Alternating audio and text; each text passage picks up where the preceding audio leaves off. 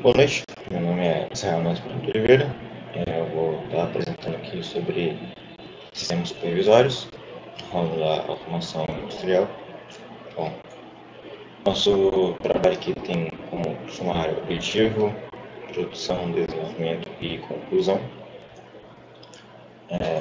Nosso objetivo será apresentar a estrutura, conceito e funcionamento em parte dos sistemas supervisórios e suas aplicações no âmbito industrial.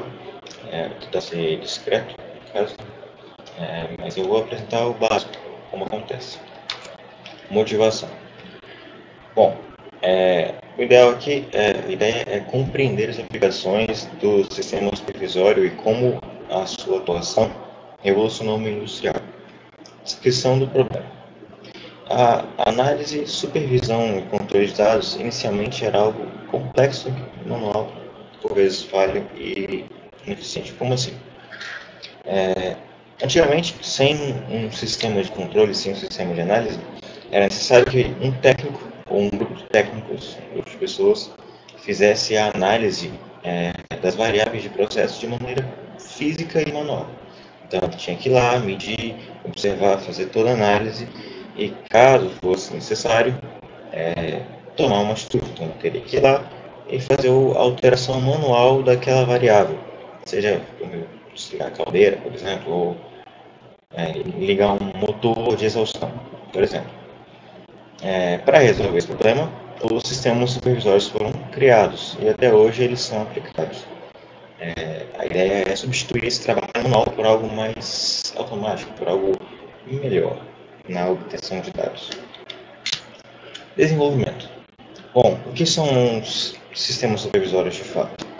Eles são softwares de supervisão, análise e controle dos processos e sistemas industriais, também chamado de SCADA, Supervisory Control and Data Acquisition, supervisão, controle e aquisição de dados.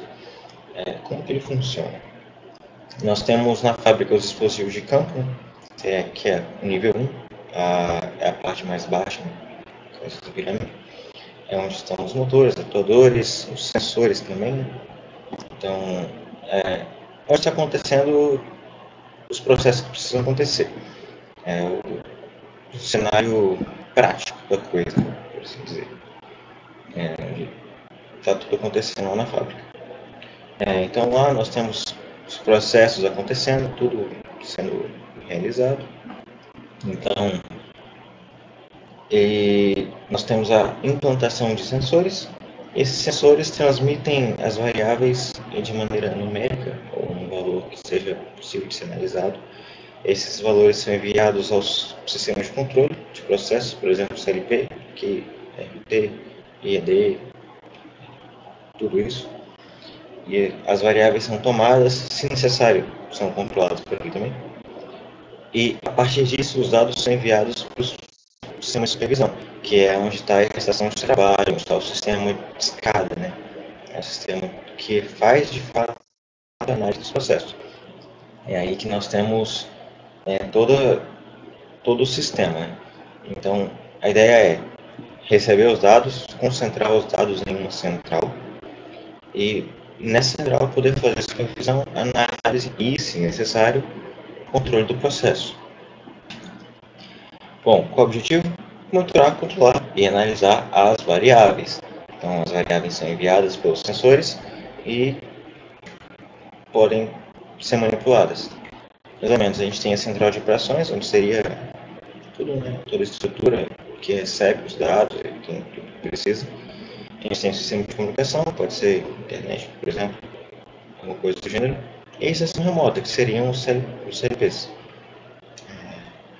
Por exemplo, nesse sistema aqui, né? O que seria o sistema escada disso aqui? Seria nossas informações aqui, do tanque principal e da caldeira. Então a gente tem sistemas de controle, né, essas chavezinhas que podem, por exemplo, ser controladas de maneira remota. E os sensores. Os sensores eles estão aqui no campo, por assim dizer, junto aos equipamentos.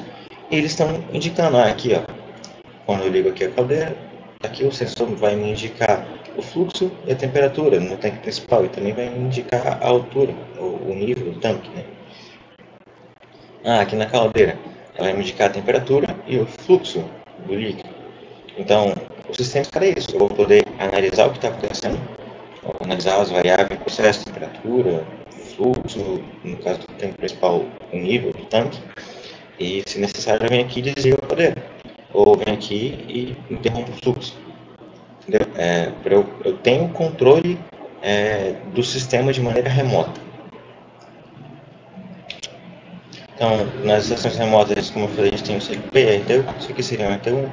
Eles têm conexão com a internet. Então, a ideia é eu mandar para o computador, para uma estação de trabalho, como eu falei, e de lá eu poder tomar medidas caso forem necessárias.